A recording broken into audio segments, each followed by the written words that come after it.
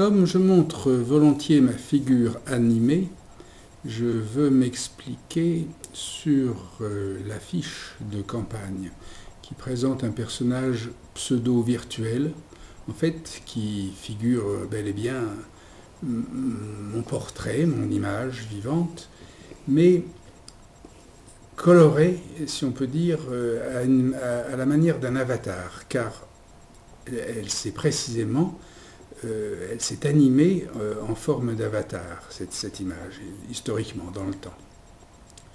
Sa présence sur la fiche de campagne du Parti pirate s'explique du fait d'un rappel des origines du Parti pirate, qui a pour scène primitive, c'est comme ça qu'on appelle cette chose-là, l'art et la défense de l'art, au point qu'il restera organiquement dans l'histoire un parti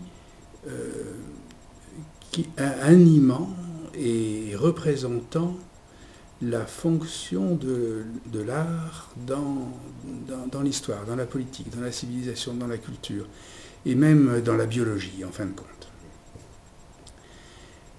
La seconde chose à expliquer ou à reconnaître, c'est la peur que cette affiche, cette image inspire.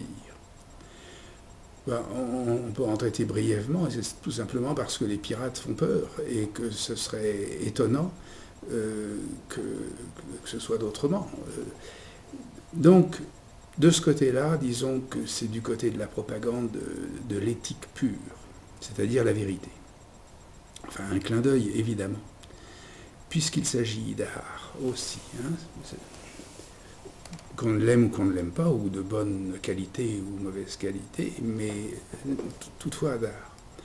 La troisième évocation, qui est encore plus essentielle peut-être, parce qu'elle est dynamique, elle parle du futur, et le Parti pirate est ce qui nous entraîne, ce qui nous conduit, enfin ce qu'on souhaite voir nous accompagner dans le futur, c'est cet aspect Big Brother, la figure dictatoriale d'une machine et d'un personnage tout à fait virtuel d'un roman de science-fiction d'Orwell. Eh bien,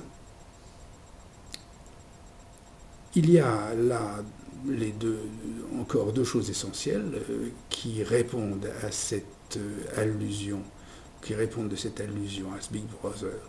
C'est d'une part que dans le relief, dans l'arrière-plan de cette figure mécanique, de cette figure virtuelle, de cette machine à gouverner, de cet avatar gouvernant, ce qu'il se présente derrière cela, c'est en réalité toute une instrumentation de mémoire. Parce que cette machine à gouverner, si un jour elle existait, ce que la science-fiction décrit, elle sera en fait chargée, le véhicule d'une mémoire. Et là, on entre dans un domaine politique, culturel et un domaine de civilisation très vaste et très important.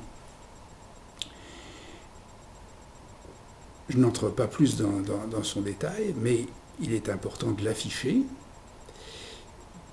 Et puis, toujours à propos de ce Big Brother, il est bon de savoir que, en ignorant le fait que l'intelligence artificielle est proche de nous gouverner, en l'ignorant le fait, on rentre dans le fait, on rentre dans le mur, si on peut dire. Par contre, en le reconnaissant, eh bien, c'est comme lorsque on imaginerait qu'on traverse un miroir. On ne traversera jamais un miroir que lorsque l'on saura qu'il s'agit d'un miroir. Si on traverse quoi que ce soit, et particulièrement un miroir sans le savoir, on n'en subira aucun effet. Et donc, c'est en reconnaissant la présence éventuellement menaçante d'un Big Brother, c'est en le reconnaissant qu'on pourra le traverser, tant qu'il restera invisible, comme ce qu'on appelle les entreprises de propagande invisibles, de conduite de ce qu'on appelle de démocratie du consentement.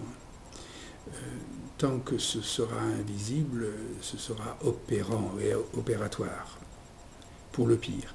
Tandis que si on le traverse, c'est-à-dire si on l'a vu, à ce moment-là, on risque de s'en servir pour le mieux, ce qui est pour certains un risque, mais pas pour les pirates.